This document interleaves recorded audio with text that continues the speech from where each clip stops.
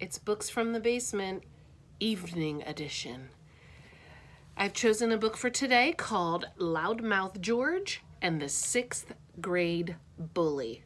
We don't like bullies. Bullies are not nice people. I hope that George can handle this bully. At least I hope George is the main character. Let's see. Oh yeah, there he is. It was the first day of school. George was excited.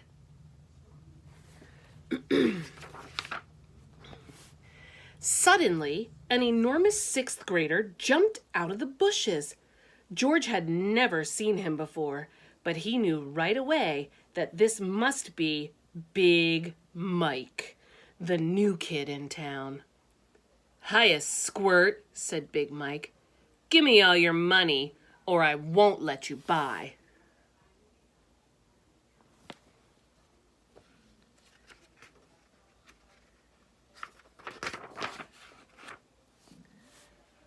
"I don't have any money," said George.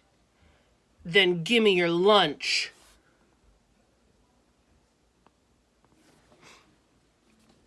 I was wondering why that bully thought he might have money on his way to school. Oh, these pages. "You call this a lunch?" yelled Big Mike. "You'd better have something better than this tomorrow. Now get out of here." George ran faster than he ever had before. Well, the way he's scarfing it down doesn't look like it's too bad of a lunch, huh? That day, George had nothing to eat for lunch. "Forget your lunch?" said Harriet. "Here, you can have half of my peanut butter sandwich." After school, George raced home. He was afraid Big Mike would be waiting for him.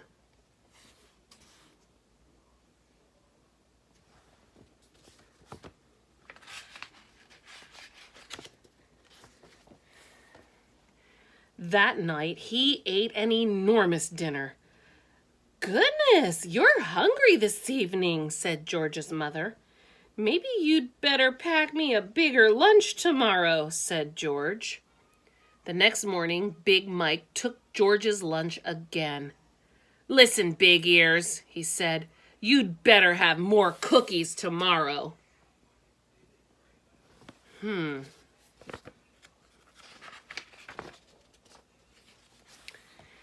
That day, George had nothing to eat for lunch again. "Golly, George, I already ate my sandwich," said Harriet. "You're sure getting forgetful." The next morning, George sneaked some extra cookies into his lunchbox. Then he took the long way to school, but Big Mike caught him anyway. "Don't get tricky with me, twitch nose," said Big Mike as he grabbed George's lunch.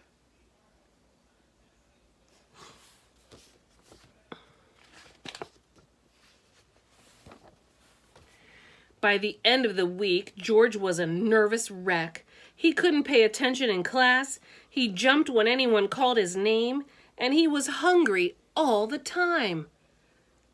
"Something fishy is going on here," said Harriet on Friday. "You better tell me what it is, George."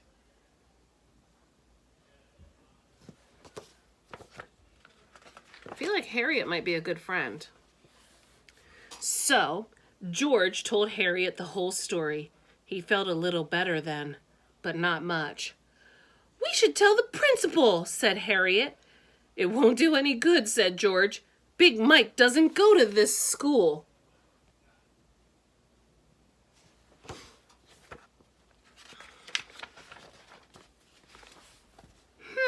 Said Harriet. "I think I have an idea. Meet me at my house tomorrow morning." Saturday morning, George biked over to Harriet's. He shook all the way there. Nobody should be living their life scared like that. "Here's the plan," said Harriet, and she whispered into George's ear as she pulled him into the kitchen. The two of them set to work making a lunch. First, they made 2 tuna fish sandwiches. They poured half a jar of garlic powder into the tuna fish.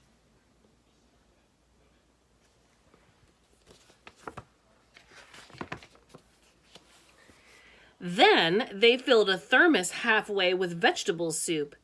They filled it the rest of the way with vinegar. Then they mixed hot pepper into some fruit cocktail and put it in a jar.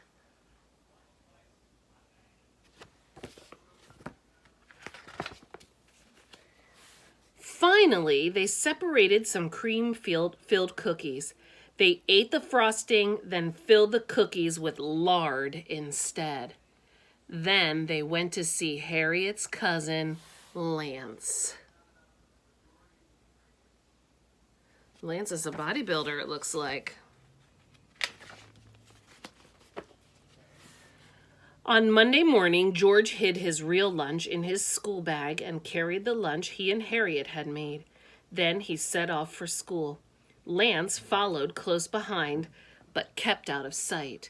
Sure enough, Big Mike stole George's lunch again. "Won't he be surprised?" said George. "I sure taught that Big Mike a lesson."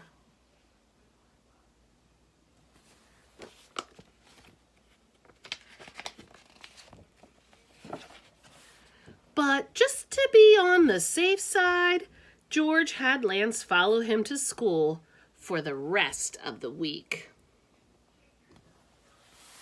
I think George did know how to handle that bully. I'm wondering if that bully didn't have any food at home and that's why he kept stealing George's lunch. I mean, there's got to be a motivation somewhere. I still don't like bullies, though. I'm happy that George handled it, and hopefully that bully will leave him alone. I'm pretty sure we've all experienced bullying a little, at least once or twice in our life, and it's not fun. And we may have even been a bully once or twice. So I think we all need to reflect on that and make sure that we make better decisions if we're planning on bullying someone. Okay, I'll see you tomorrow. Hopefully it'll be sunny. Bye.